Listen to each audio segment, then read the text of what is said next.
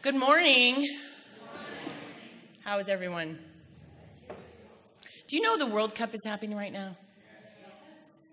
Okay, I just had to make sure. My partner was texting me as I was trying to eat breakfast. She's watching the Brazil-Costa Rica game right now, and I was like, oh, I'm having a little bit of heart tear because soccer's in my veins. Football is in my veins. The real football, not the other football. Oh, no, am I not supposed to say that? Okay, sorry. All right, wait. Let me dial it back. Okay. Here I thought talking about reparations was going to get me in trouble. Okay, wait. I'm from Denver. We have a team there called the Denver Broncos. John Elway, okay? All right, so, and this will get me in bigger trouble, but my diehard sports fan partner is she bleeds Patriots, New England Patriots. So it's not that we don't, but I'm a soccer player, so that comes first. So I apologize. Oh my goodness, we're going to turn the page. Okay. Woo!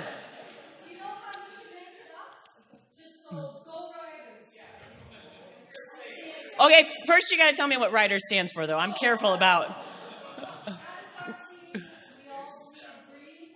Okay, but Riders, what's the mascot? Before I say something like that. Oh, Gophers? Okay, go Riders! Because see, Riders is a Teddy Roosevelt president, and he was an imperialist, so I wasn't going to say that without knowing more. Okay. Okay, thank you so much, Tanis, for that amazing music this morning, this whole time, but that last piece in particular, and those beautiful words about my work. I really, this has been a wonderful day and a half, 2 days. It's been amazing to meet so many of you. The hospitality has been incredible. And I really... this is not me being hyperbolic. Truly, given the context of the United States right now, the gift of getting to come here has been a ministry to me. So I really want to thank you all for that. And just Lynn and Jennifer, like the hosting and managing and the connection has just been, I don't see Jennifer now, but there you are. Yes. Oh, yes. You were yelling Gophers back there. Meeting your partner.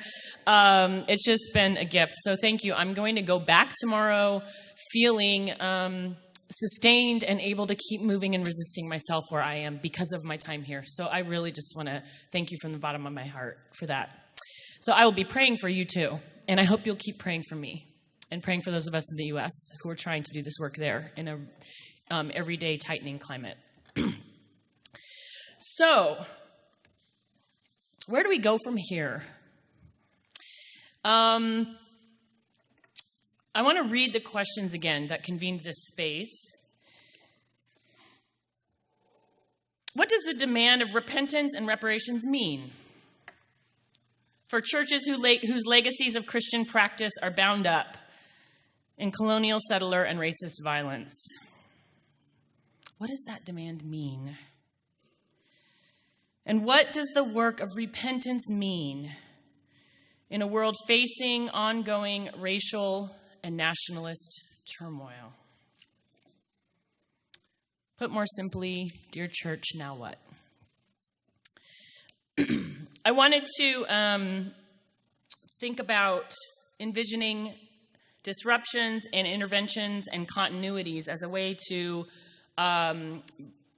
engage our final theme during this ReJUNEvation, because I'm learning constantly in my own life that the practice, the concrete spiritual, if you will, practice of naming for myself and noticing what is it I need to be doing, especially if what is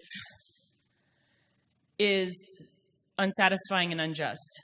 That when we're living in spaces where injustice is present and justice is true transformative justice is far from us, I don't know about you, but my disposition has often been to sort of go, gosh, this is really lousy.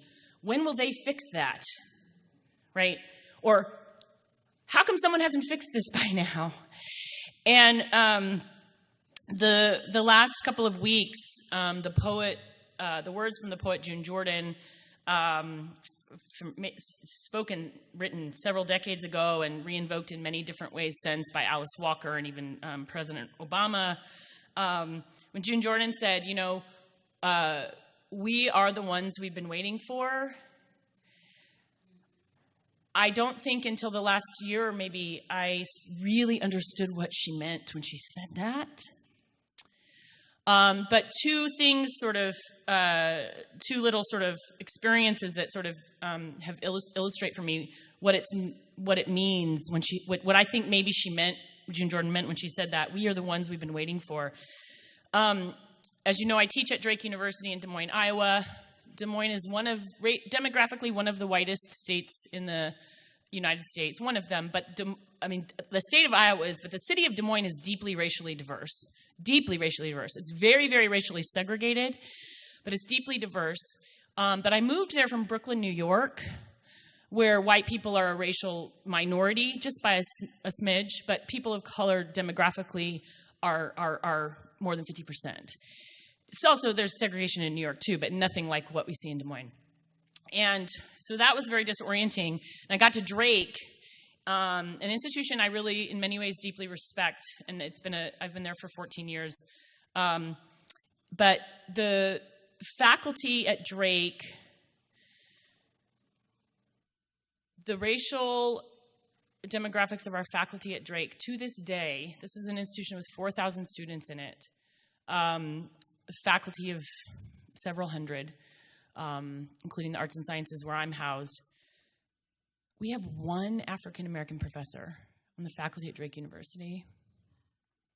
Yeah, gasping is appropriate. That is shameful.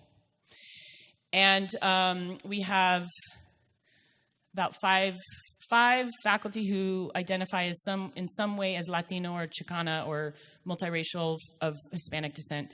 And then we have a number of faculty who identify as faculty of color who've immigrated or who migrated either in this generation or from the one prior from the continent of Africa. But our racial demographics at Drake are dismal. And I spent a lot of time at Drake when I first got there, more than when I first got there, 5-6 years, saying, along with other good white faculty, man, this institution, why don't they hire more people of color? Why can't they retain faculty of color? And sort of denouncing, union theological folk, we learn to denounce really easily. That's what we do. We denounce, right? And I was at Drake for at least 5 or 6 years before one day I was finding myself saying that, and I was like, all of a sudden something stopped me in my tracks, and I was like, oh my gosh. I'm a tenured faculty member at Drake University. Who do I think the they is?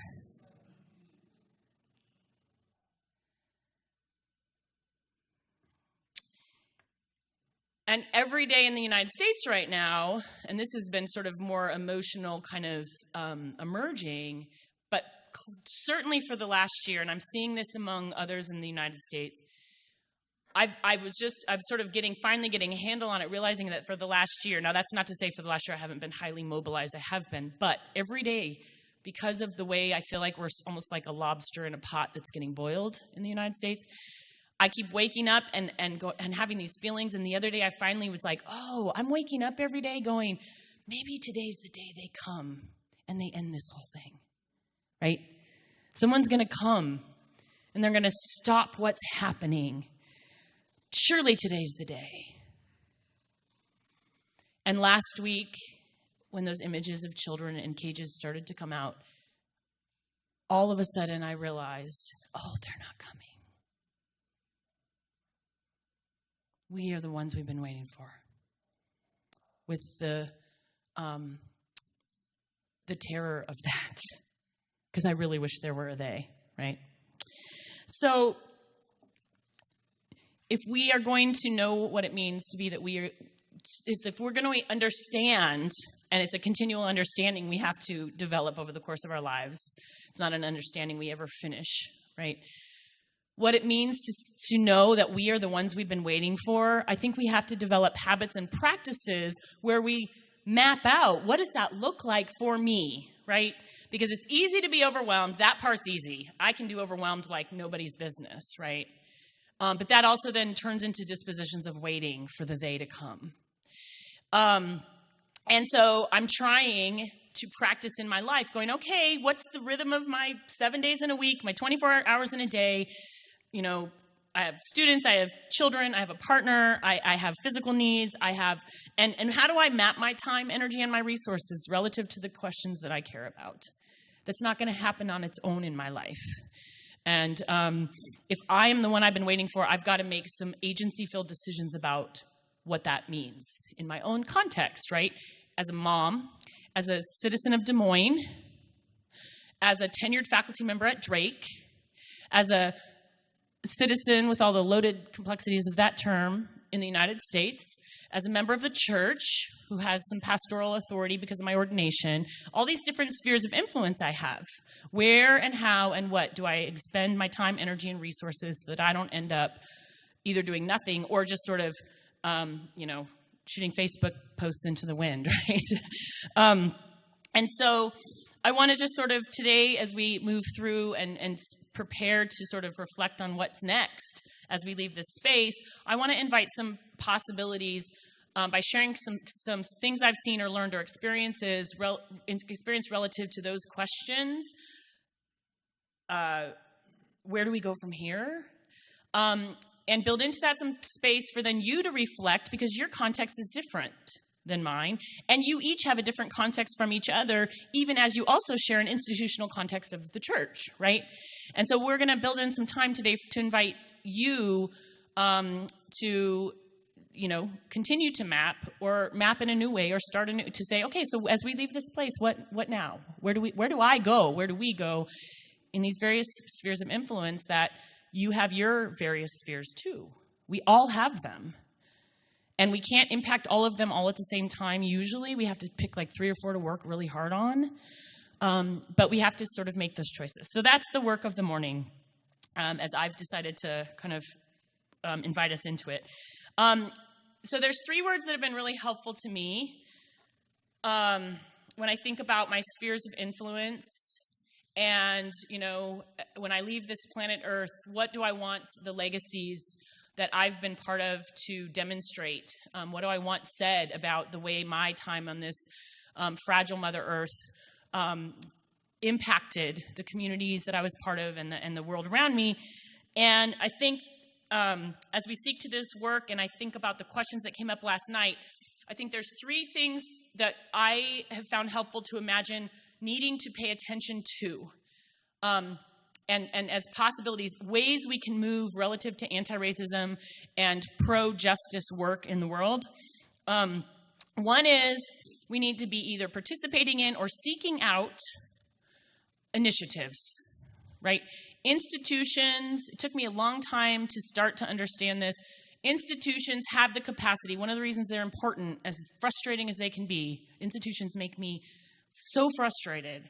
But one of the reasons I think we need them is because they have the infrastructure, the resources, the power, the possibility, if those within them are brave, to initiate and sustain and invest in initiatives that can create transformation over time. So what are those initiatives that I, as a member of Drake University, am either part of or can help launch or what, right? The second word that's very important to me as I think about my spheres of influence is the word actions.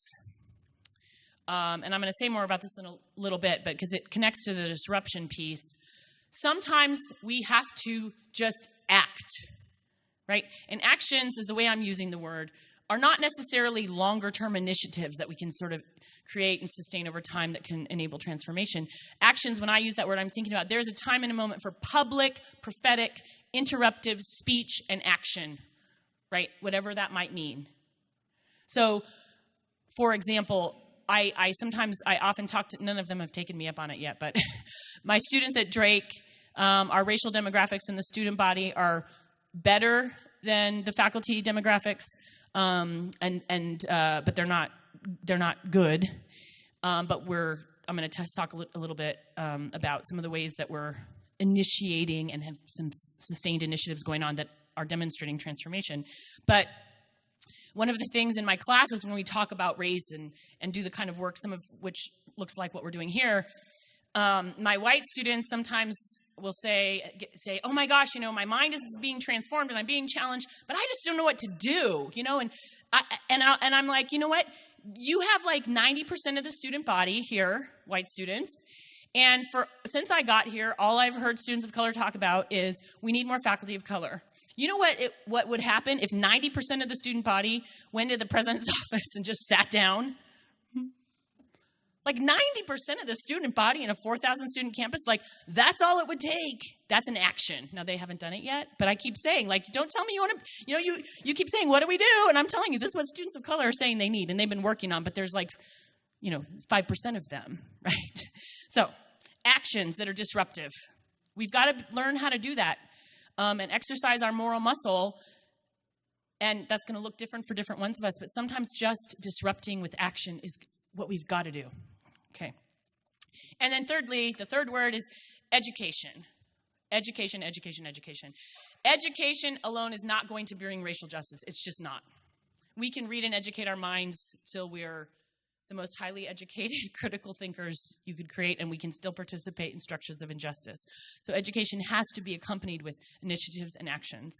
But we do need to educate both ourselves deeply in the kinds of ways we have been, learning what settler colonialism and whiteness has done to our communities, however we identify racially, and building capacity, right? And we need to be doing that and creating education outlets for those we have relationships with, especially if we have relationships in which we're in a position to enable formation. So my students, whether it's in my classroom or when they're coming to meet with me in my office, I'm trying to always think about how do I help, especially my white students, see in the mirror and learn histories that I know they have never been taught. I have to constantly be doing that I think they are ever going to sit in the president's office, right? Again, Amanda said this Thursday night. Policies and practices, Wednesday night, have to be supported and sustained by culture shifts. Education is part of how we do the culture shift, and sometimes it's initiatives and disruptive actions that we get the policy changes, right? It has to go together. Okay. So, what I want to share then is the title, The Sacred Work of Envisioning Disruptions, Interventions, and Continuities. I wanted to create space for us to imagine, each in our own lives and spheres of influence, sort of nudgings that might be already present for youth, or things you might be already working on, or things that you've sort of seen out of your peripheral vision that you've never sort of taken the next step towards. Some time to think about each of those three things. And so what I would like to do is so then I thought, okay, Jen, if you had to think about the things you've experienced or you're part of or you've learned about, could you identify three different examples of those things? Well, it turns out I think I did. So I want to share those with you, not to say this is what you should be doing, but to sort of, sometimes if we can get some concrete images of what is going on, it helps us in our own lives to go, oh, I'm already doing something like this here, and this is what this is, and maybe actually if I tweaked it a little bit, it would be even more transformative. Or it's like, oh, I never even thought to do something like that, but I'm in an institution, right? Okay, so I want to start with continuities because it gives me the chance to say a little bit about the Cru Scholars Program, which is right now in my life the initiative that I am most energized by and most excited about, and in some ways most proud of, because it's an unlikely initiative that lives at Drake, which, given the demographics of Drake and the location of Drake, is rather shocking that it's there. So this is a continuity example. The Cru Scholars Program, CREW, which I am the faculty director for, and I work with an amazing staff director. We're absolutely mutual share power, Josh Wallace. So the Cruise Scholars Program that I'm co-director for at Drake University is a cohort model program that is devoted to supporting the academic excellence and leadership development of students of color at Drake. And I just told you a little bit about the Drake context. And the Cruise Scholars Program has only been in existence for 5 years. And what happened was, about the time that I was starting to say to myself, oh my God, who's the they, right? Another colleague who is, can I say a bad word in here? I knew you would say yes. Okay, I have another colleague who's totally badass, is what I want to say. So I had nothing to do with starting Crew. But, what's that? Oh, okay. All right, see, I haven't had enough sleep or something. I'm totally, like, fraying at the edges. So, Drake, in the about 7 or 8 years ago, we had a provost, the first black female provost the institution has ever had. She has since been pushed out. So that's a whole different story we won't go into today. But she started to insist, with the support of some faculty, that Drake begin to break down its retention rates and GPA, persistence to graduation, retention rates, and GPA performance by domestic racial categories. Okay, you with me? And Drake had never done that before. We like to talk about students of color, and we would put international students and domestic students of color in the same category. And Dr. D said, no, we need to break this down. We need to get this data on the table, okay? So what was discovered, and was not a shock to people of color in our institution, is that at Drake University, as of about 7 years ago, students of color, especially African-American students and Latino students, our retention rates for those students was 66%. And our retention rates for white students is about 89% at Drake. We have very high retention rates. And persistence to graduation were similar. They were hovering in the mid-60s. And our GPA gaps were more than a point off. And this is not the first thing faculty at Drake, and this is true in higher education, the first thing that we think in higher education is, oh gosh, those poor students, they have deficits and they can't perform in college. We have to completely implode that mythology. Now, it is true that many students, indigenous students, students of color in the U.S., do experience less quality access, less quality K through 12 education, right? That is true. But that's not what we were talking about at Drake. And in many contexts, what's going on is actually students are just as academically excellent. Their test score, every measure that we use, were the same as soon as they got to Drake. But by the end, their GPAs were like this. And more than 40% or more than 30% were not making it to graduation. Okay, so I wasn't part of this, but my colleagues, my amazing colleagues, did really deep research evidence on this, right? And started building some capacity for an initiative that would start to recognize that when students of color suffer at Drake, when harm is being done, it's not because they have deficits, it's because something's going on at Drake. If students are just as ready for school and they're not making it, it's about the environment. It's not about them, right? And so then my colleagues that were working on this, they built all this data, and then they started envisioning a response, an initiative that would address this. And I have to publicly confess that my colleague, I was on sabbatical the year this was all really getting underway, and she called me and she said, hey, Jen, I'm wondering if you would read this proposal for this program we're going to do for, that we're going to try and get Drake to resource for students of color, blah, blah, blah. She told me all about it. And I said, oh my gosh, that sounds amazing. I would love to read the proposal. And then I literally, my friends, this is truly a confession. I said to her, after I read it, I was like, Melissa, this is incredible. You will never get this through. Right? We all, no matter, I'm writing Dear White Christians, but you're not going to get this through? Okay. I have since repented. And part of my repentance is publicly naming that I did that. I was like, good for you, go for it, but okay. So She did. But you know what? She didn't get it through by just going, hey, magic. Everyone's going to love this. Right? She called faculty who had decision-making power on various committees. She said, can I come talk to you? Can I tell you about the stories I've heard here at Drake? Can I? And she did it for a year. She and 2 other people.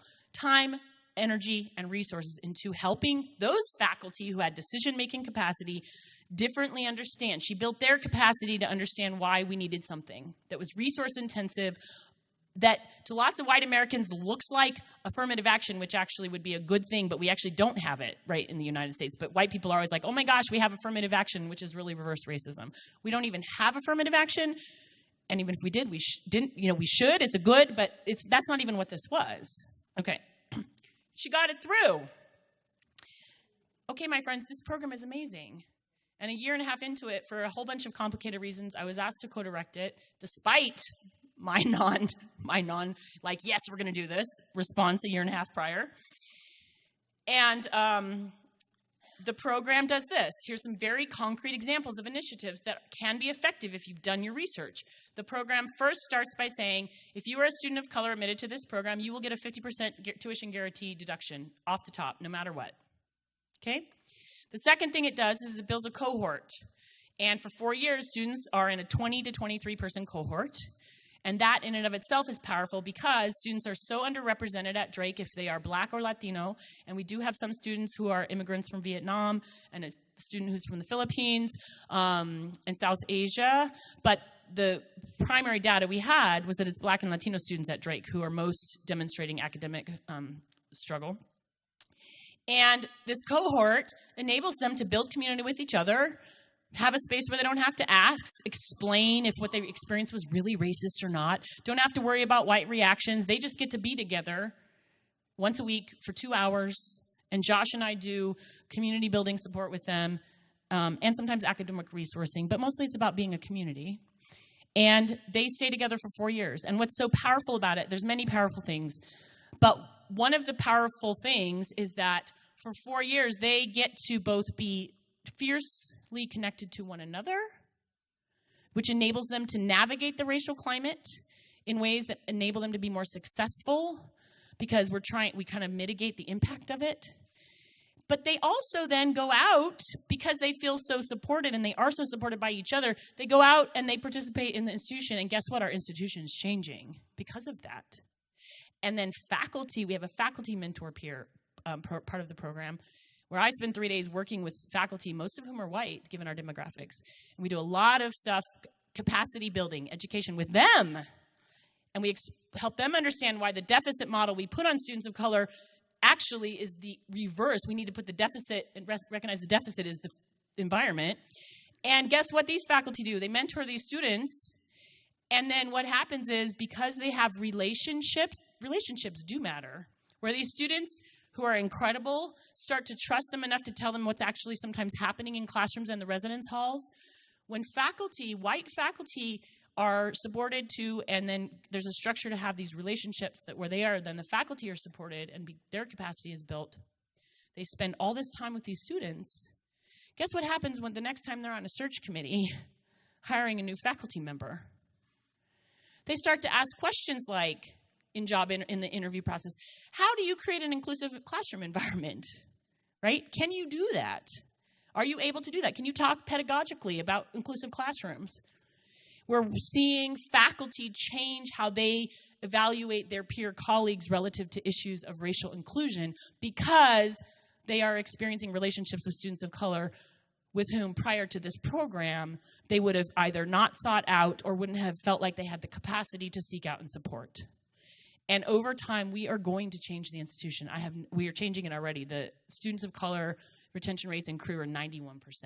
We graduated our second class just a month ago, and 91%, and there's no GPA difference. No GPA difference. So that is an example of continuity. And here's the thing. That is a reparations program. I never say that at Drake. Right? It's okay to be savvy. I don't say to the president of Drake, who's very supportive, we're doing reparations. Because that word would be like, what? But that's what it is. We are repairing harm in material ways. And it's material because it is resource intensive. It takes resources to have half my contract and half of Josh's contract devoted to these students. That's money, right? It's half my salary and half of his. Totally worth it. And we have 90 students in that program right now. And it's incredible. It's really incredible. Okay, that's an example of continuity. I'm going to tell you one more example of continuity, and then we're going to have some moment of reflection time, a couple of moments of reflection time. The Diocese of Maryland, which I came to know when I was writing Dear White Christians, the Episcopal Church, like many denominations in the U.S., has made a formal set of initiatives in the last 20 years towards endorsing reparations for enslavement of African peoples and people of African descent in the United States. And that's a much more longer, complex story. But when I was writing my book, I went to meet with the Diocese of Maryland because they had a reparations task force that had been convened. Actually, the bishop at the time convened them, even though they were actually a little ahead of the denomination. But they had convened, and they had been given the charge of creating themselves as a task force on reparations. Sometimes we think that, doing bold things like that, unless everyone sort of goes along and smiles about it, like it's too scary, right? I'm not sure what got the bishop bold enough to do that at the time, but it certainly was not without controversy. But he was going to convene this task force and did so, and it became the Reparations Task Force in the Diocese of Maryland. It was a biracial group. There were just African Americans and white Americans on the task force. There were, I think, 8 of them initially. And when I got to spend time with them, which was like 6 years after they had begun their work together, I interviewed them all individually. And one of the white priests on the task force, he told me, he said, you can use my name and you can tell this story. His name is David Clark. He was so angry when he heard the word reparations, and he was so mad that the bishop was convening this task force, that he called his chain of command in the Episcopal Church, and he said, you better put me on that committee. Because he told me, he said, I was going to subvert it. So he did. He got on the committee. So here's what the task force did. They did not start by, talking about, they didn't ask the people of color on the committee, they didn't ask them to tell their stories of pain, their personal stories. All they did was, as a task force, they began, with the support of the diocese, to read their own history in the Diocese of Maryland. And the Diocese of Maryland, given its location and its age, all the buildings, all the churches were built by enslaved African peoples in that diocese. And all of this wealth that is still in the Episcopal Church came from those human rights violations.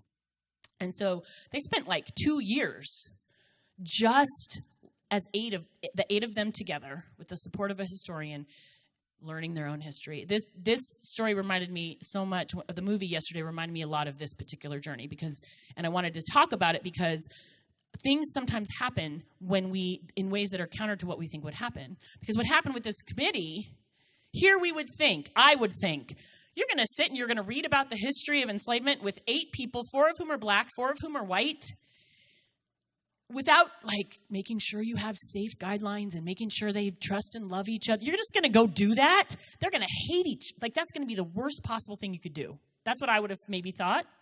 That's not what happened.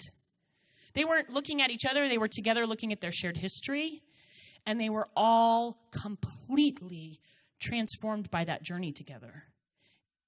They actually, over the course of that, they did that work so deeply and so well that they began to build relationships with one another.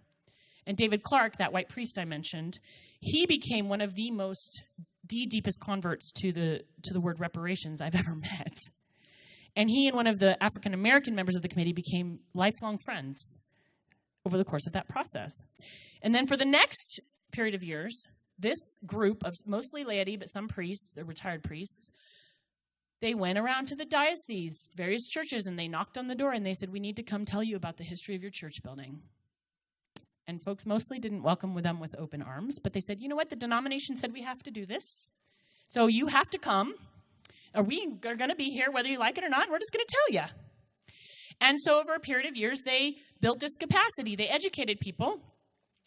And I'll sort of fast forward to I got to go there a year and a half ago. And so I've been there twice. And the first time I went years ago, there was a small group of people, really passionate and whatever. And when I was there a year and a half ago, there were like 150 people in the room. Because adherents, so much of what you said, Amanda, like about social change, adherents were coming as a response to the good work these radical outliers had done. And what that enabled was a next step around thinking about repair.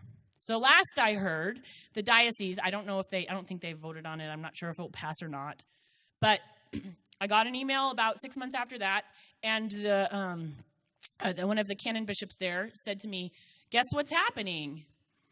One of our churches is going to propose at General Convention that all churches moving forward, 10% of their tithe is going to a reparations fund. We don't know what they're going to do with it. We don't know how that's going to, but the proposal that's going before the floor will be 10% of every church, every Sunday, everything in that basket, 10% of it is going towards a reparation fund. Okay? That's a concrete example of continuous work at an initiative that over time, something's going to change there. It's already changed. There's way more work to be doing and much more to be done, many unanswered questions. But it's a very hopeful example to me of concrete change where you think of it, you do think initiatives, you think capacity building and education, and move things along. All right. So we're going to pause, and I hope you have a pen. I'm going to ask you to, I'm going to give you about 4 or 5 minutes. I'll kind of pay attention to when the quiet reflection stops. And I want you to just sort of get quiet in your mind and think about your own context, your own spheres of influence. And maybe there's things that are there, and maybe there's things that are completely not there, but have been sometimes come to you in a dream, or you've had, and I just want you to do some envisioning. Where are some places of continuity relative to transformative initiatives in a place or places where you have influence and power, right? We are the ones that we are waiting for. And no shame, no blame, no judgment. You're not holding yourself to this has to be, but what does that elicit in you when you think about your own context and possibilities, creating possibilities where there might have not been possibilities before? Yes. I would like you to spend some time thinking about where in your own life, in the various spheres of influence, just pick one maybe. Are there initiatives either that exist or that, maybe in some sort of peripheral vision or, sort of back of your mind moment at one point in your life, you thought, that the stories I've just shared about building capacity, thinking about initiatives, sort of raises those for you. What kind of possibilities are you part of, or could you imagine? That as you think about your time, energy, and resources in a sphere of influence that you have, start to emerge for you.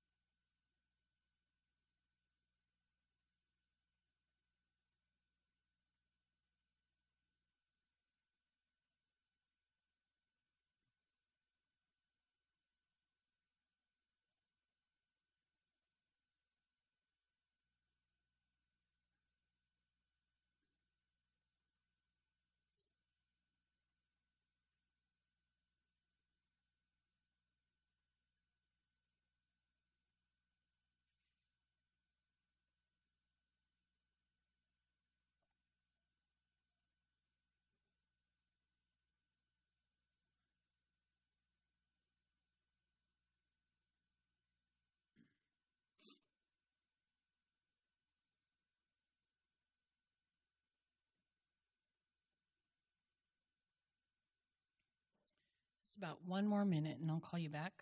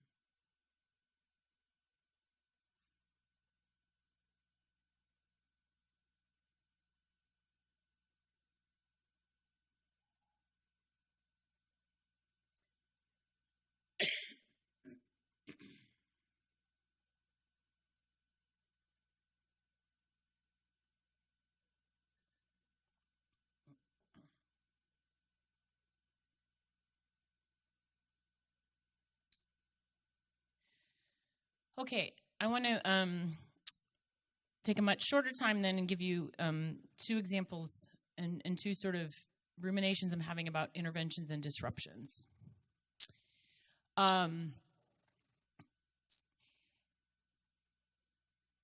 Which to me exists on sort of a continuum, but I think the two examples I have might show a little bit why I think they're different. They both need to be named as ways we're thinking about our agency in the world as individuals and as communities.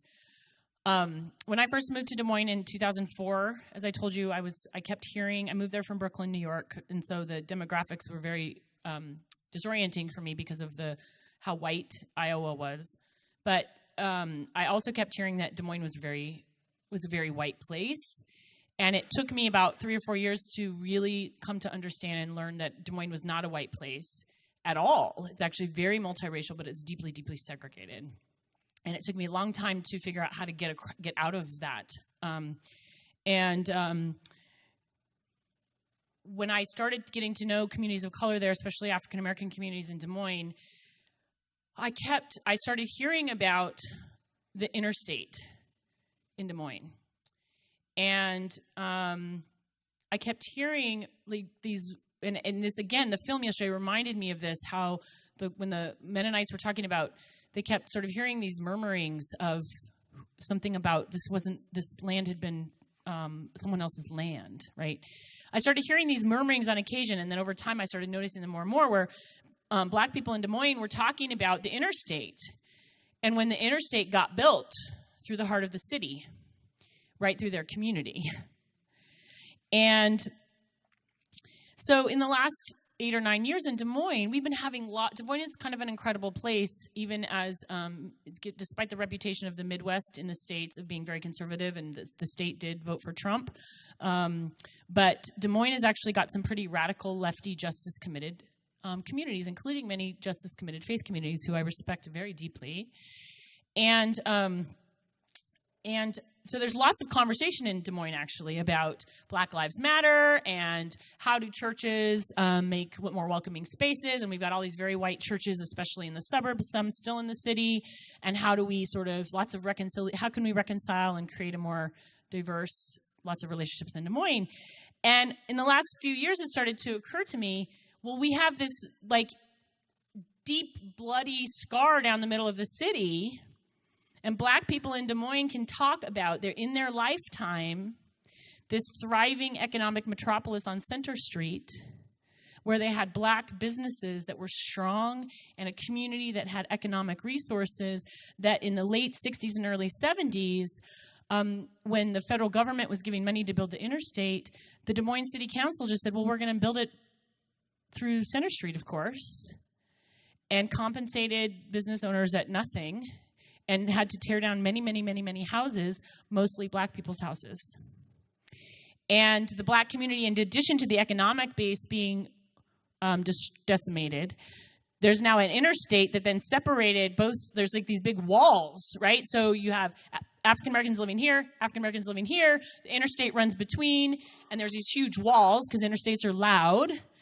That sort of, in terms of the feel and the visibility, and it's just like, right? And people drive right through. And all that wealth, as the white suburbs were continuing to be developed, just went out to the suburbs, right? Now white people just drive downtown, good paying jobs, drive back out to the suburbs, take all that capital back out to the suburbs. And there's a lot of really wonderful justice-committed white churches in the suburbs. So this feels scarier to name out loud because it's not a thing yet. But in the last year, I encountered a couple of African-American amazing activists who are working on putting this film together about the interstate and what happened. And I am thinking intervention, right? So a few of us have started saying, as the churches say, could we talk about race? Could you come and could we talk about, your new book? And I'm like, yeah, you know what? I think we need to start talking about the interstate in Des Moines. And so this is like early intervention imaginings, and there's other folks who have been thinking about it longer than I have. But my hope, my sort of next life challenge, growing edge, reparative sort of movement as a citizen of Des Moines, not as a professional, is to think, could we get leaders in the Black community, which is also now the communities where we have an incredibly a growing population of immigrants, right? Many, many Latino peoples. This is now, and they all end up in the same area, right? What would it look like in Des Moines to start to talk about the interstate as how we begin to reconcile in Des Moines? Could we move towards some capacity building, some community connection, some dialogues where we brought folks together who were all there at the time this happened and who now, wonderful white Christians are saying, but we want to build relationships across racial lines. Well, if we're going to do that, we're going to have to talk about the interstate. And we're going to have to figure out a process or a way of doing that. And it will have to be something that takes seriously the economic capital that has now helped make those churches thrive and now has churches who are in the African-American, immigrant, Latino part of town serving like 3 churches that, with buildings that don't have the resources that they need to stay strong and healthy and be fixed. So it's an example of an intervention, one that has not yet happened, but I feel and I think my next year's sabbatical, that will be one of the projects that I, with some amazing people, will be trying to start to think about and think towards. Okay, disruption. This is a short one, but this is today. And so the only reason I have my phone up here, which I never do, is because disruption is on my heart today, because disruption has to do with that state of visioning and action where we just go public prophetic speech or action, right? What is that? And so this is the kind of moment that I'm thinking, what does disruption look like? A dear friend of mine who is an Episcopal priest some of you may have seen this already, in New York, posted this morning on Facebook. And she said, what happened? She's sharing here, what happened at the meeting of the Association of Theological Schools? So this is our people, this is our institution of the USA and Canada in Denver this week. What happened at the meeting of the Association of Theological Schools of the USA and Canada in Denver this week, writes Reverend Dr. Mary Folk. She shared, below is a statement from the President McMickle of Colgate Rochester Crozer Divinity School. At a meeting of the Association of Theological Schools that provides accreditation to over 250 seminaries in the U.S. and Canada, the delegates voted not to address the crisis at the U.S. southern border. A motion to address that issue. This is the public statement from President McMickle. The motion to address that issue was introduced by presidents and deans of the African American, Hispanic, and Asian work groups. An assembly largely constituted by persons from outside of those 3 communities voted to withdraw the motion that we had made. They were so afraid of what others might think about them, thinking for themselves, that they opted to do and say nothing. Today I was both shocked by and ashamed of my affiliation with this group. I'm sharing this because this is the moment, and I don't have a response to this, but given what we're doing and that we're thinking about how do we intervene, disrupt, transform, and we are theologians and church people in a theological institution today,